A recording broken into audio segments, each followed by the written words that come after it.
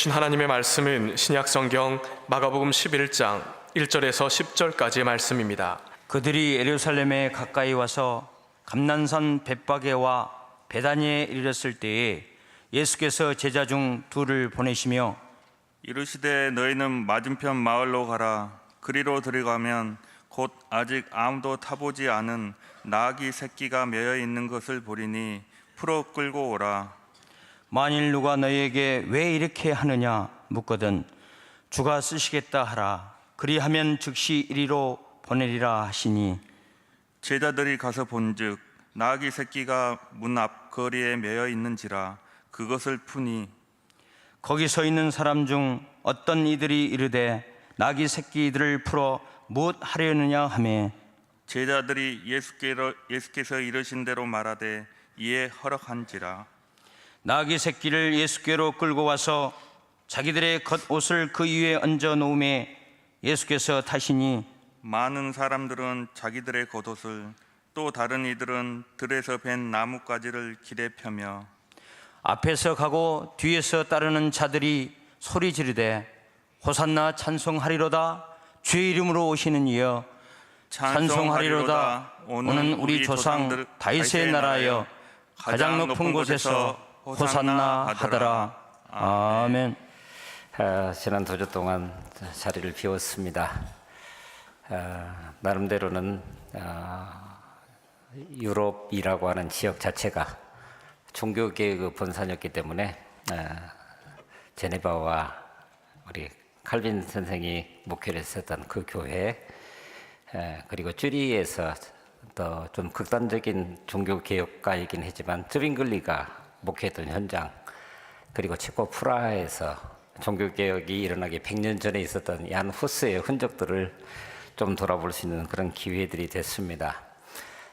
내가 어디 서 있어야 하는가라고 하는 것들을 볼 수 있는 그런 자리가 됐고, 그래서 하나님께서 오늘 우리를 통해서 또 한 단계 업그레이드되는 그 놀라운 역사를 이루어가지 않을까 하는 그런 기대를 가지고 돌아오게 됐습니다.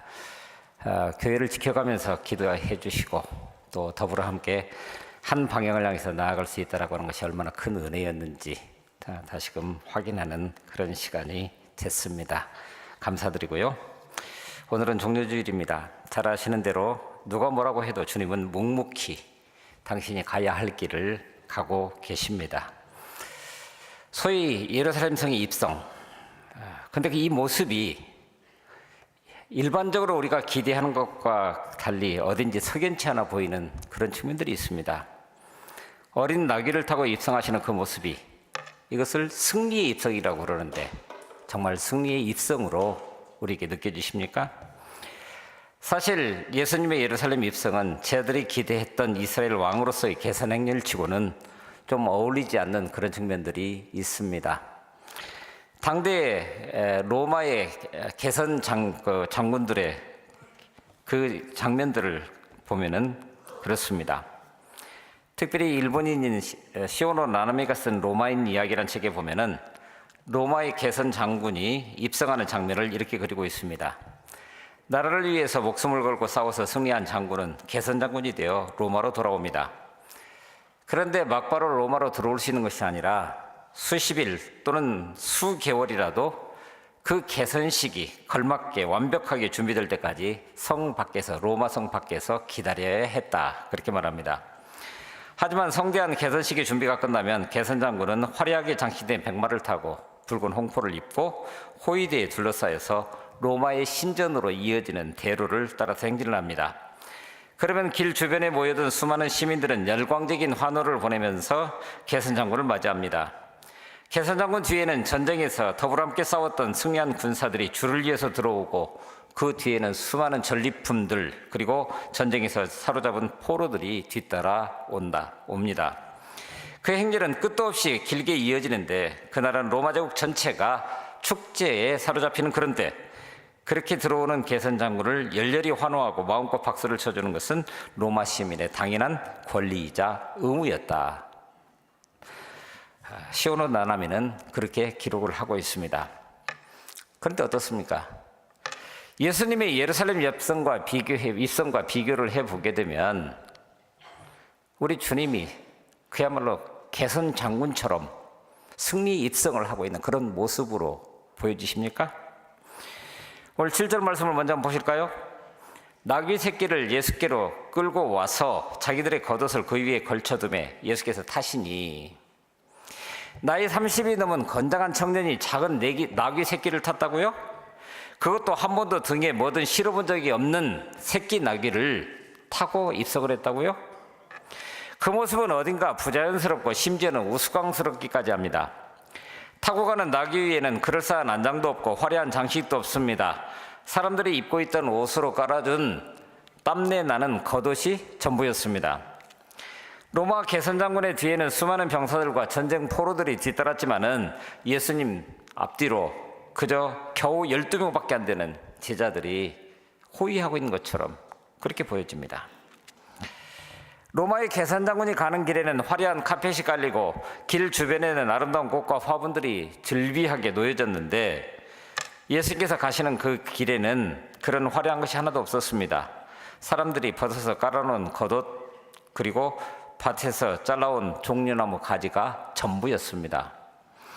그도 그럴 것이 로마의 개선장군이 가는 행렬은 말씀드린 대로 몇 달 동안 준비하는 화려한 것이기도 했는데 예수님께서는 분명히 3번씩이나 예루살렘으로 내가 간다라고 말씀하셨음에도 불구하고 그것을 귀담아 들었던 사람들이 아무도 없었기 때문에 아무런 준비도 없었고 그래서 그저 그런 행렬로 지금 예루살렘 성에 입성하고 있는 겁니다. 겉으로 보기에는 초라하고 볼품없는 행렬인데 그런데 인류 역사상 가장 아름답고 가장 중요한 행렬이 지금 여기 이루어지고 있다고 하는 거예요. 예수님의 행적을 기록한 4개의 복음서에서 한결같이 겉으로 보기에는 초라하기 짝이 없는 이 예루살렘 성의 입성을 대단히 중요한 장면으로 그리고 있다고 하는 겁니다. 그만큼 예수님의 공생애 가운데서 이 예루살렘 성의 입성은 중요한 순간이었고 바로 그것이 오늘 우리를 위한 사건이었고 그러므로 우리의 믿음 생활 가운데 있어서도 굉장히 중요한 의미를 가지고 있는 행렬이라고 이야기할 수 있을 것입니다. 그야말로 볼품없는 나귀를 타시고 예수님이 그렇게 초라한 모습으로 예루살렘 성에 입성하시는 이 모습이 이 사건이 왜 그렇게도 중요한 사건입니까? 일단 예수님이 나귀를 타고 예루살렘 성에 들어가시는 그 장면을 한번 우리 같이 보실까요? 오늘 본문을 보시게 되면은 9절 10절에서 이렇게 이야기를 합니다. 앞에서 가고 뒤에서 따르는 자들이 소리 지르되 호산나 찬송하리로다 주의 이름으로 오시는 이여 찬송하리로다 오는 우리 조상의 다윗의 나라요 가장 높은 곳에서 호산나. 호산나? 간구하옵나니 구원하여 주시옵소서. 단말마처럼 외치는 그 음성이 바로 예수님께서 입성하고 있는 그 자리에 환호성처럼 들려지고 있다고 하는 겁니다. 이것만으로 보자면은 주님의 예루살렘 성의 입성은 다윗 왕국의 도래를 의미하는 듯합니다. 적어도 백성들의 마음은 그렇게 받아들이고 있는 것 같습니다. 제자들은 안장 대신에 자기들의 겉옷을 나귀 새끼 위에 걸쳐놓고 그 위에 예수님을 태웁니다. 예수님이 나귀 새끼를 타시고 가실 때 제자들은 자기들의 겉옷을 길에 펴니다. 마태복음 21장 8절에 보면은 그때 무리의 대다수가 똑같이 따라서 자기의 겉옷을 벗어서 거기에 깔았다. 그렇게 말합니다. 바로 그것은 왕이 가는 길을 그저 자신의 모든 것을 거기에다가 바칩니다라고 하는 그런 상징적인 행위로 그렇게 했다라고 하는 거예요. 절대적으로 그 왕에게 복종하겠다라고 하는 하나의 상징적인 행위였습니다. 그만큼 그들은 왕이신 예수님의 나라가 이제 임하게 될 것이라고 하는 기대를 가지고 바로 그 주님을 맞이하고 있는 그런 모습을 보게 됩니다. 같은 이야기를 다루고 있는 오늘 본문 또 다른 본문이기도 한 누가복음 19장에 보면은 예수님께서 감람산 내리막길에 이르시자 제자의 온 무리가 예수님의 모든 능한 일을 인하여 기뻐하면서 큰 소리로 하나님을 찬양했다라고 기록을 합니다. 여기 능하신 일이 무엇입니까? 바로 예수님이 공생의 3년 동안에 보여주셨던 모든 것들,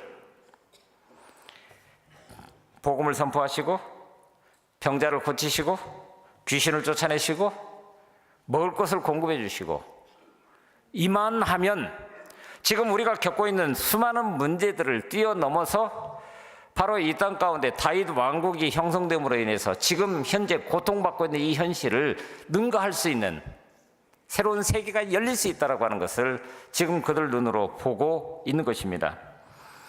그들 중에는 예수께서 여리고에서 소경 바디메오를 고치신 것을 본 사람도 있었을 것이고, 베다니에서 죽은 나사로를 살리신 것을 본 사람들도 있었을 것입니다.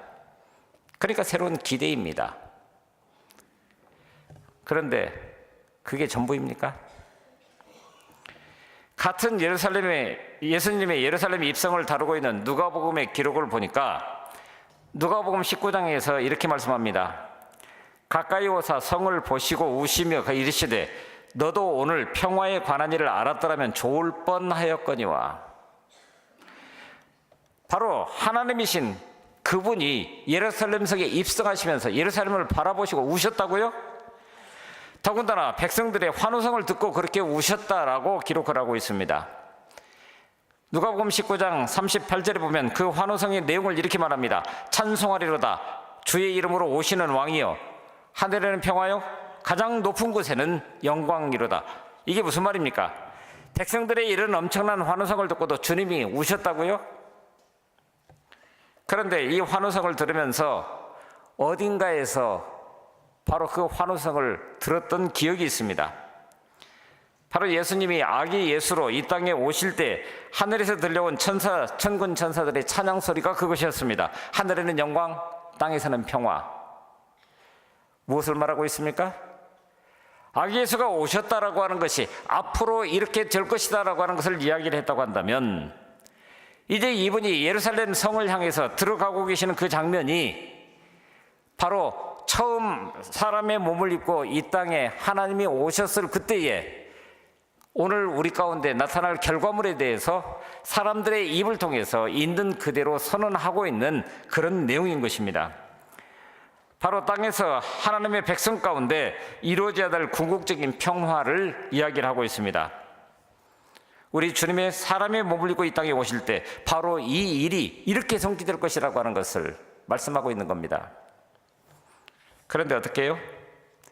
백성들은 예루살렘 성으로 들어오시는 예수님을 가리켜서 주의 이름으로 오시는 왕이라고 명백하게 이야기를 합니다. 800년 전에 이 땅에 메시아를 보내주신다고 했는데 바로 그 메시아가 지금 여기 오셨다라고 그들은 선언하고 있는 겁니다. 근데 놀랍게도 예수님께서는 그것을 가리켜서 평화에 관한 일이라고 말씀하시면서 너희들이 그것을 알지 못하였다, 이렇게 말하는 겁니다. 뭘 말하는 겁니까? 예수님께서 이 땅에 오신 목적, 그것은 진정한 평화를 주시기 위함인데 그 목적 이전에 백성들은 헛된 바람으로 그 앞에 서고 있다고 하는 겁니다. 바로 우리 주님이 오신 이유입니다. 당시 예루살렘은 로마의 압제를 당하고 있었습니다. 그러므로 사람들은 예수님이 다윗 왕과 같은 그런 강력한 왕권을 가지고 로마를 물리치고 난 다음에 예루살렘의 정치적 해방과 사회적 안녕과 그리고 경제적 변형을 가져올 거라고 그들은 기대했다라고 하는 거예요. 그래서 환호하면서 예수님을 맞이했다라고 기록하고 있는 겁니다. 그런데 여러분 어떻습니까? 우리 주님이 정말 그렇게 오셨습니까? 무리들이 기대한 것처럼 로마를 타도하기 위한 정치적인 메시아로 이 땅에 오셨습니까? 아니, 인간이 누릴 수 있는 근본적인 평화, 곧 죄와 사망의 권세에서 그들을 구원하시기 위해서 고난받는 메시아로 이 땅에 오시지 않았습니까? 우리가 잘 아는 것이 바로 그것 아닙니까? 그 주님은 오늘 우리 가운데 어떤 분으로 오셨습니까? 로마에 가면은 카타콤이 있습니다. 지하 묘지입니다. 그런데 놀랍게도 그 지하 묘지는 처음 예수를 믿는 사람들이 로마 제국의 박해를 피해서 처음 교인들이 살아가던 삶의 현장이었습니다. 기록에 보니까 어떤 교인들은 카타콤에 태어나서 카타콤에서 죽을 때까지 햇빛을 보지 못한 채로 그렇게 살아가는 그런 사람들도 있었다라고 말합니다. 그런데 언젠가부터 초대 그리스도인들은 지하라고 하는, 그것도 묘지라고 하는 그런 험난한 지역에 살면서 그 벽에다가 무엇인가를 그려나가기 시작을 합니다. 언제 발각되어서 죽임당할지 모르는 불안과 공포의 시간 속에서 그들은 벽에다가 무엇인가를 그리기 시작을 했습니다. 여러분, 그게 뭘까요? 놀랍게도 카타콤의 그리스도인들이 가장 즐겨서 그린 그림, 그것은 선한 목자였습니다. 그래서 나중에 살펴보면 카타콤에 정말 수많은 선한 목자의 벽화들이 그려지는 모습을 보게 됩니다. 주님이 선한 목자라고 하는 이 그림, 요한복음 10장 11절에 나는 선한 목자라, 선한 목자는 양들을 위하여 목숨을 버린다. 그리고 누가복음 15장 3절부터 6절까지 나타난 잃어버린 양을 찾아가는 바로 선한 목자의 그 비유가 합해져서 이런 그림들을 만들어내고 있었다고 하는 거예요. 한번 같이 보실까요? 한 젊은 목자가 양을 어깨에 메고 있는 그 모습이 그려져 있습니다. 왼손으로는 어깨에 맨 양 한 마리를 그대로 잡고 있고, 그러나 오른손에는 우유통이 거기에 들려져 있는 것을 보게 됩니다. 아직 어린아이와도 같은 초대교회 그리스도인들에게 주께서 신령한 젖을 먹여주신다라고 하는 뜻일 것입니다. 그리고 또 다른 그림에서 보면은 목자 주변에 여러 양들이 평화롭게 풀을 뜯고 있습니다. 그런데 그 목자의 어깨 위에는 여전히 어딘가 결핍이 있는 어린 양 한 마리가 놓여 있는 것을 보게 됩니다. 그저 단지 목가적인 어떤 이상을 자신들이 바라는 바를 그렇게 그린 걸까요? 사실 카타콤의 선한 목자 벽화들은 당대의 그리스 로마 미술의 영향을 많이 받았다라고 하는 것이 미술사에서 정설처럼 이야기를 됩니다. 양을 어깨에 메고 있는 모습은 그리스의 아르카익 시대에 유행했었던 송아지를 맨 남자라고 하는 조각, 그 구도를 있는 그대로 닮았습니다. 이 조각은 조금 전에 봤었던 카타콤에 비해서 900년쯤 전에 또는 800년쯤 전에 만들어졌던 조각품입니다. 그런데 이 남자는 왜 송아지를 힘겹게 어깨에 짊어지고 있는 걸까요? 놀랍게도 아테네 여신에게 제물을 바치려고 지금 제물을 준비해서 기꺼이 나아가고 있는 예배자의 모습이라고 이야기를 합니다. 비슷한 시기에 다른 조각들에는 송아지가 아니라 숫 양을 겨드랑이에 끼고 있거나 또는 어깨에 맨 저런 모습들이 나옵니다. 헤르메스 크로포로스라고 하는 이름을 가지고 있는 작품인데, 이 숫 양을 맨 남자, 그런데 이들은 왜 숫 양을 옆에 끼고 있거나 저렇게 머리에 어깨 위에 맨 채로 저런 조각품, 저런 그림들로 우리 가운데 나타나고 있을까요? 바로 양치기들의 신이라고 하는 헤르메스에게 제물을 바치기 위해서 저렇게 했다라고 하는 겁니다. 그런데 그로부터 800년, 900년이 지나서 비록 카타콤이라고 하는 척박한 환경 속에서 믿음을 지켜가면서 살아가는 그들이었지만은 기독교 조각에서 또는 그림에서 어깨에 양을 메고 있는 분은 더 이상 그 양을 신에게 제물로 바쳐서 자신의 안위와 복락을 빌려고 하는 그런 목적을 가진 사람들이 아니었습니다. 오히려 그 양을 위해서 자신의 목숨을 내어주려는 그런 분이었습니다. 어두컴컴한 카타콤에 숨어 있었던 그리스도인들에게 가장 큰 희망과 위안이 되었던 것은 바로 저런 선한 목자상이었습니다. 우리 주님이십니다. 그러니까 이 그림은 단순히 취미나 예술이라고 할 수 있는 것이 아니라 그것은 어쩌면 당대 가장 절실한 신앙의 표현이었고 가장 간절한 소망의 노래라 우리는 그렇게 얘기할 수 있을 것입니다. 그리고 나서 몇십 년이 흐른 다음에 기독교가 로마의 공적인 종교가 되면서, 그러면서 아예 제국의 종교가 됩니다. 그러면서 그 그림 가운데 예수님은 더 이상 남는 옷을 거친 선한 목자상이 아니라 화려한 옷을 입은 절대자가 되어가고 있는 그런 모습을 보게 됩니다. 그런데 놀랍게도 그로부터 1000년쯤 흐르고 난 다음에 종교개혁이 시작이 되죠. 바로 지금 보고 있는 저 그림은 종교개혁자 마틴 루터와 교분이 두터웠던 독일의 유명한 화가 루카스 크라나우라고 하는 사람이 그린 선한 목자라고 하는 그림입니다. 1550년경에 그려진 그림이라고 합니다. 다른 많은 화가들의 선한 목자 그림과 달리 이 그림이 특별한 주목을 받고 있는 이유, 여러분 한번 잘 보실 수 있기를 바랍니다. 목자가 입은 남루한 의복과 몰골 때문입니다.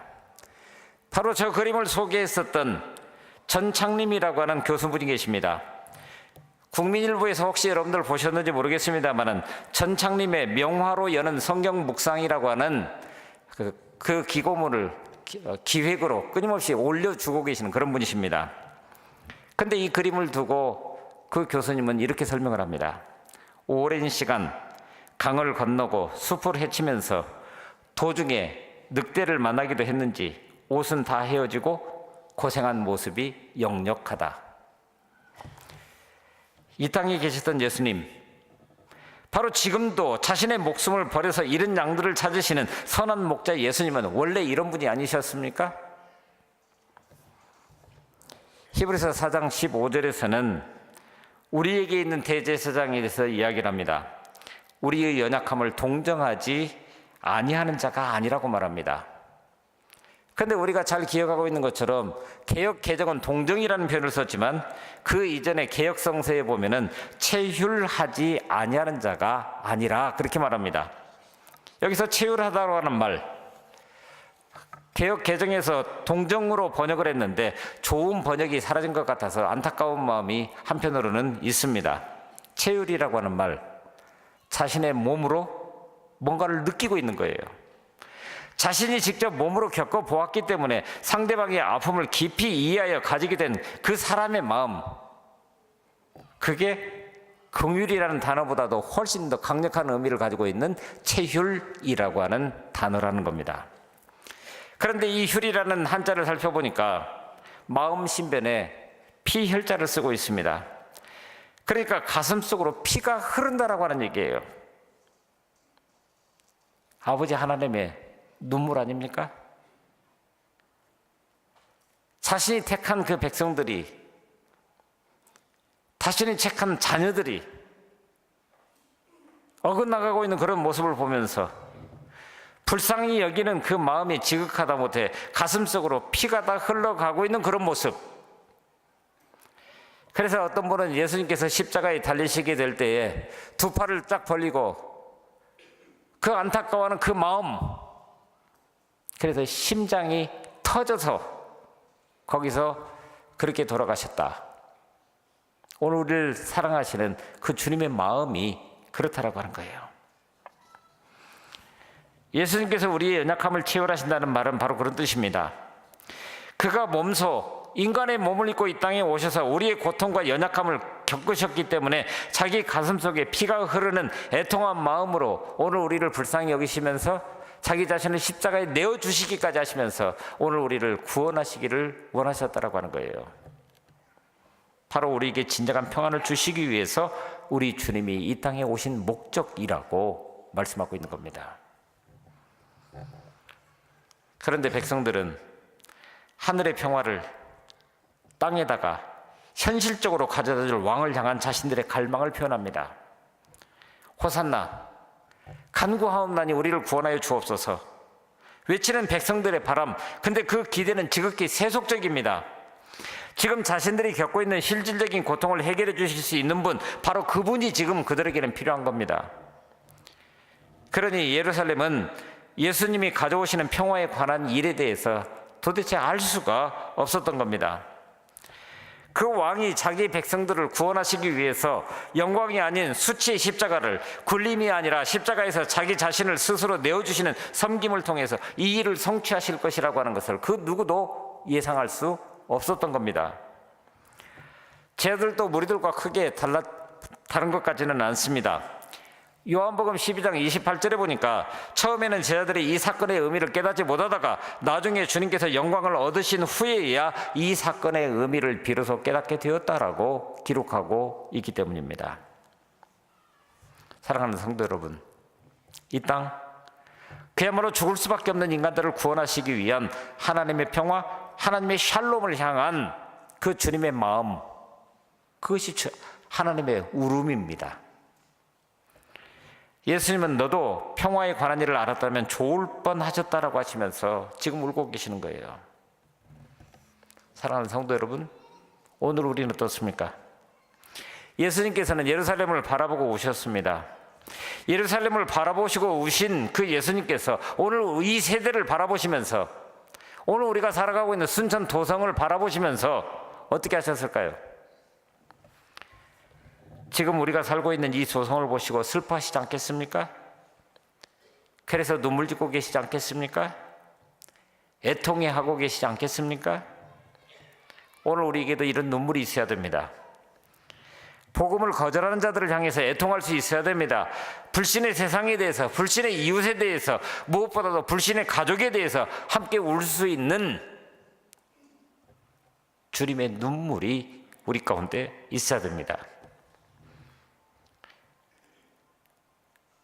예수가 이 땅에 오신 목적을 있는 그대로 받아들일 수 없는 사람, 그것이 나를 위한 사건임에도 불구하고 있는 그대로 수용할 수 없는 사람, 영원한 안식을 거절하는 것이기 때문입니다. 믿지 않음으로 결국 파멸과 심판을 당하기 때문입니다. 오늘 본문에서 예수님께서는 장례를 얘기를 하십니다. 한 세대가 지나지 않아서 AD 70년이 됐을 때 로마는 예루살렘을 멸망시키기로 작정하고 티토 장군 휘하에 군단이 들어오게 됩니다. 성을 둘러싸고 오랜 기간 동안 버티다가 보니까 유월절을 위해서 100만 명 이상의 사람들이 예루살렘 성에 있었는데 기근과 질병으로 쓰러져 나가기 시작을 하고, 결국은 마지막 순간이 되었을 때 토둔을 쌓아서 그 군대가 예루살렘 성으로 들어오게 되었을 때 예루살렘 성이 불타고 있는 모습을 기록에서 찾아볼 수 있습니다. 화려한 성전이 불타면서 성전의 외벽을 감싸고 있었던 황금들이 녹아서 틈 사이로 끼어 들어가게 되었을 때 그 소식을 알게 된 로마 군에 의해서 벽이 해체되기 시작을 합니다.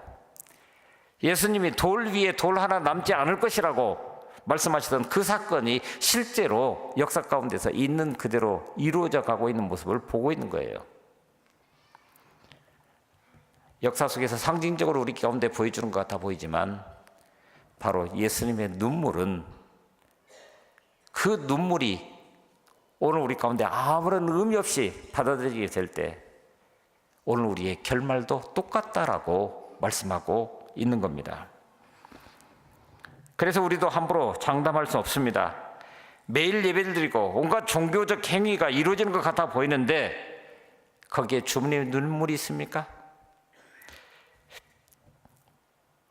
만약 우리 교회가 예수님을 주님으로 고백하면서, 그러면서도 예배가 형식적이 되고 내 귀에 들려지는 그 말씀이 오늘 우리의 삶을 통해서 의미 없이 흘러져가는 그런 말씀이 되어버린다고 한다면 주님의 몸된 교회도 공허한 장소가 될 수밖에 없는 것이 오늘 우리의 현실이라고 이야기를 하고 있는 겁니다. 그런 의미에서 오늘 우리는 다시금 주님의 눈물의 의미를 마음속에 새길 수 있어야 됩니다. 그 평화에 관한 일을 깨달아 아는 사람으로 여기 설 수 있어야 됩니다. 예수님은 어린 나귀를 타고 평화의 왕으로 예루살렘 성에 들어오셨는데, 혹시나 우리는 여전히 백마를 타고 홍포를 휘날리면서 이 세상의 영광을 누리면서 살아가기를 원하는 그런 모습으로 여기 서 있는 것은 아닙니까? 그래서 오늘 우리는 오늘 본문 앞부분에 나타나 있는 나귀 주인의 응답에 주목할 수 있어야 됩니다. 주가 쓰시겠다 라고 하는 그 말씀 한마디에 그가 어떻게 했는지. 그런데 말씀을 읽어가다가 보니까 주님께서 십자가에 가까이 가면 갈수록 바로 이름 모르게 헌신하는 사람들이 하나씩 등장하고 있는 모습을 살펴보게 됩니다. 예수님은 예루살렘 입성에 타고 갈 나귀를 신중하게 고르십니다. 제자 2사람을 맞은편 마을로 보내서 한 번도 사람이 타본 적이 없는 나귀 새끼를 데려오라고 말합니다. 그때 그 주인이 왜 이리 하느냐고 물으면 주가 쓰시겠다. 이 말대로 제자들은 나귀 새끼 주인에게 전했고, 오늘 본문 6절에서는 주인이 선선히 그 나귀를 내놓고 있는 모습을 보게 됩니다. 그분이 주인이시라면 기꺼이 내어드렸을 뿐입니다. 마치 그 나귀의 원주인이 주님이신 것처럼 주님이 쓰신다는데 그것뿐입니다. 온전한 헌신입니다. 계속 이어져가는 마가복음에는 이처럼 이름도 없이 아낌없이 헌신하는 분들이 많이 기록되어 있는 것을 보게 됩니다. 14장에는 옥합을 깨뜨려서 300데나리온이나 더 되는 매우 비싼 향유를 예수님의 머리 위에 부었던 이름 없는 여인이 나타납니다. 단순하게 300데나리온은 엄청난 가치를 부었다라고 하는 그런 차원이 아니라 예수 그리스도의 죽음을 예비할 수 있는 믿음의 고백이라고 하는 것, 그것이 자신을 드릴 수 있는 근거가 되었다고 하는 겁니다. 이어서 예수님은 최후의 만찬을 보낼 장소를 찾으시는데도 그때도 나귀를 고를 때와 같이 이상한 방식으로 선택을 합니다. 제자 둘을 보냅니다. 그러면서 성내로 들어가라고, 그러면 물 한 동이를 가지고 지나가는 사람을 만날 것인데 그를 따라가면 어디든지 그에 들어가는 그 집 주인에게 가서 선생님의 말씀이 내가 내 제자들과 함께 유월절을 먹을 나의 객실이 어디 있느냐, 그렇게 물으라는 거예요. 그리고 그 물음에 응답해서 바로 유월절 만찬을 같이 나눌 수 있는, 소위 최후의 만찬을 나눌 수 있는 그 자리가 준비되고 있는 것을 보게 됩니다. 유월절은 유대인들의 가장 큰 명절이기 때문에 전 세계에서 수많은 사람들이 예루살렘으로 몰려듭니다. 방을 구하기 쉽지 않았을 겁니다. 그런데 이름 없는 한 주인은 그야말로 주께서 쓰시겠다라고 하는 그 말씀 한마디에 자신의 방을 아낌없이 내놓습니다. 구레네 사람 시몬은 시골에서 예루살렘으로 구경 왔다가 예수님의 십자가를 억지로 지고 가게 되었습니다. 그때 그 사람은 어쩌면 재수없는 일이라고 생각하지 않았을까요? 십자가를 지는 일인데요.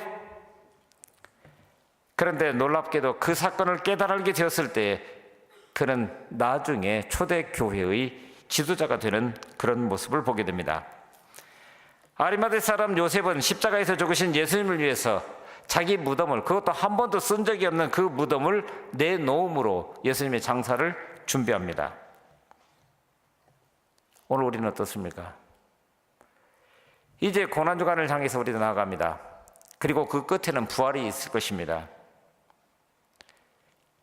예수 그리스도의 십자가를 묵상하면서 그 십자가를 향해서 나아가고 있을 때 주께서 쓰시겠다? 여러분, 우리가 가진 것이 정말 우리 것입니까? 주님의 소유를 맡아서 사실은 관리하고 있는 것뿐만 아닌가요? 그 주님이 오셔서 지금 써야 한다고 할 때 우리 곳간의 열쇠를 내어드리는 것이 청지기에 마땅한 도리 아니겠습니까? 우리가 가진 재물, 우리가 가진 시간, 우리가 가진 달란트, 그것은 우리의 영광을 위한 것이 아니라 주님이 필요로 할 때 쓰실 수 있도록 내어드려야 될 분복들 아닙니까? 사실 우리의 때란 것도 없습니다. 주님께서 쓰시겠다고 작정하신 때가 바로 우리의 때인 것입니다. 나중에 크고 힘이 붙었을 때, 그때가 되면 주님이 저를 쓰실 수 있다고요? 오히려 그때가 되면 정작 주님이 우리를 필요로 하지 않으실 수 있습니다. 주님이 우리를 필요로 할 때가 우리의 때입니다. 그리고 그것은 바로 지금입니다. 주님이 우리를 필요로 하는 것은 지금입니다. 고난주간을 향해서 나아가면서 여러 가지 방편으로 하나님 앞에 설 것인데, 오늘 우리의 신앙생활은 화려하거나 요란하지 않아도 괜찮습니다. 중요한 것은 오늘 우리 가운데 주님이 보시면서 우셨던 주님의 눈물이 있으십니까? 본문에 나오는 수많은 무리들처럼 호산나를 크게 외쳐 부르지 않아도 됩니다. 우리의 생각을 포기하고 주님의 눈물을 품고 주님을 닮아가는 삶이면 됩니다. 그런 겸허함이면 됩니다. 또한 자신의 나귀 새끼를 주님이 필요로 하신다면 기꺼이 드리겠다라고 하는 이름도 없는 나귀 새끼 주인의 헌신처럼 그저 말 없는 헌신이면 더욱 아름답습니다. 오늘 종료주일로부터 시작된 이번 한 주간, 나귀의 주인처럼 주님을 위해서 우리가 가진 것 무엇이든지 주님께 드릴 수 있는 아름다운 믿음으로 살아가시는 한 주가 되실 수 있기를 바랍니다. 요란하지 않게, 그러나 경건하게, 큰 소리로 외치지는 않지만 우리의 전부를 들릴 수 있는 아름다운 고백으로 예루살렘을 보고 주님이 우셨다고요? 또 이름도 없는 나귀 주인은 주께서 쓰시겠다는 그 말씀 한마디에 기꺼이 자기 자신의 나귀를 내어드릴 수 있었다고요? 바로 그 마음을 품고 주님의 말씀에 응답하는 귀한 한 주간이 되실 수 있기를 간절히 바랍니다.